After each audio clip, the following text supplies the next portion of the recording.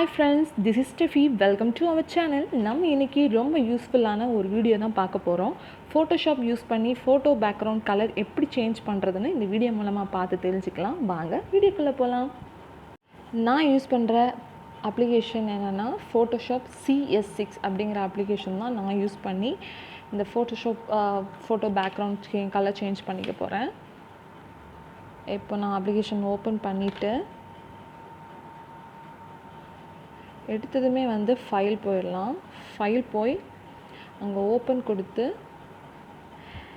நம்ம எந்த ஃபோட்டோவை எடிட் பண்ண போகிறோமோ அந்த ஃபோட்டோவை செலக்ட் பண்ணி எடுத்துக்கலாம். நான் இப்போ இந்த ஃபோட்டோ தான் செலக்ட் பண்ணிக்கிறேன். செலக்ட் பண்ணதுமே இந்த மாதிரி ஓப்பன் ஆயிரும். நான் இப்போ என்ன பண்ண போகிறேன்னா என்னோடய ப்ளூ பேக்ரவுண்டை ஒயிட் பேக்ரவுண்டாக சேஞ்ச் பண்ணிக்க போகிறேன்.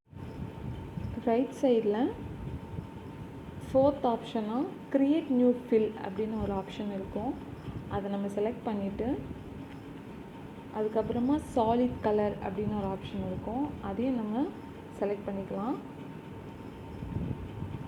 அதை செலக்ட் பண்ணதுமே நம்ம எந்த கலர் சேஞ்ச் பண்ண போகிறோமோ அந்த கலர் ஆப்ஷன்ஸ்லாம் காட்டும்.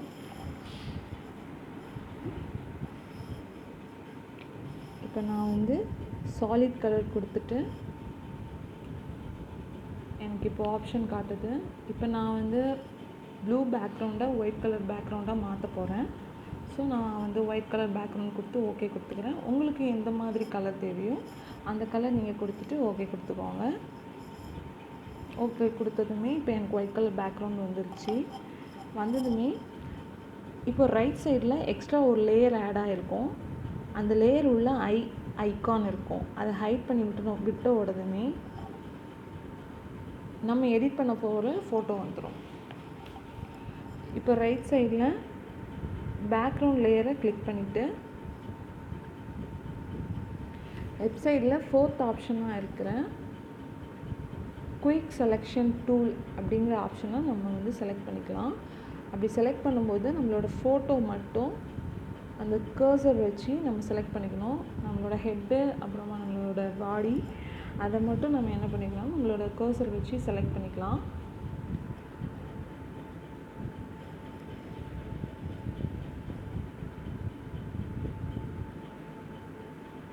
பேக்ரவுண்டை மட்டும் விட்டுட்டு நம்மளோட அந்த உடம்பை மட்டும் அப்படியே காப்பி பண்ணி அப்படியே கர்சர் பண்ணி எடுத்துக்கலாம்.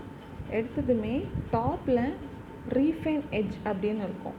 சில அட்வான்ஸ் ஆப்பில் செலக்ட் அண்ட் மாஸ்க்குன்னு இருக்கும். ஆனால் இந்த ஆப்பில் ரீஃபைன் எட்ஜுன்னு இருக்குது. நான் அதை செலக்ட் பண்ணிவிட்டு நம்ம இப்போது இந்த பாக்ஸில் நிறைய ஆப்ஷன்ஸ் பார்ப்போம். அதில் நம்ம ரேடியஸை தான் இப்போ அட்ஜஸ்ட் பண்ணிக்க போகிறோம்.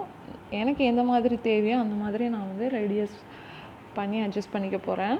உங்களுக்கு அதே மாதிரி உங்கள் ஃபோட்டோவில் எந்த அளவுக்கு அட்ஜஸ்ட் பண்ணி வைக்கணுமோ அந்த அளவுக்கு அட்ஜஸ்ட் பண்ணிக்கோங்க. இப்போது கீழே அவுட்புட்டில் new layer with layer mask அப்படிங்கிற ஆப்ஷனை செலக்ட் பண்ணிவிட்டு ஓகே கொடுத்துடணும். இப்போது பேக்ரவுண்ட் ப்ளூ கலர் போயிடும். ஃபர்ஸ்ட் நம்ம எடுத்து வச்சுருந்த ஒயிட் லேயர் ஐக்கானை என்னபிள் பண்ணி விட்டுறலாம். இப்போ ரைட் சைடில் நீங்கள் ஃபர்ஸ்ட்டு ஐக்கான் ஹைட் பண்ணியிருப்பீங்க. அந்த ஹைட் பண்ணதை எடுத்து விட்டுட்டு என்னபிள் பண்ணி விட்டுறலாம். இப்போ நீங்கள் அந்த ஐக்கானை என்னபிள் பண்ணும்போது உங்களோட ஃபோட்டோ போயிட்டு உங்களோட ஒயிட் லேயர் மட்டும்தான் இருக்கும்.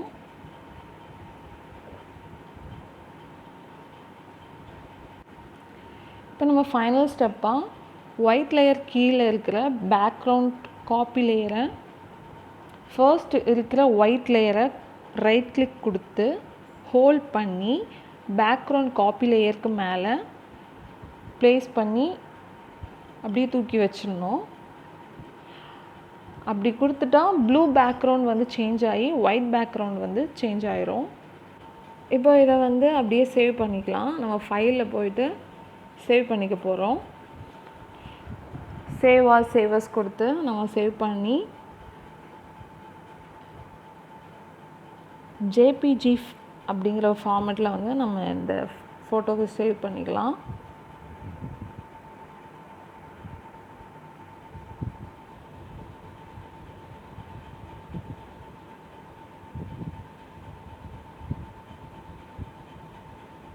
இந்த மாதிரி நான் இப்போது சேவ் பண்ணி வச்சுருக்கேன்.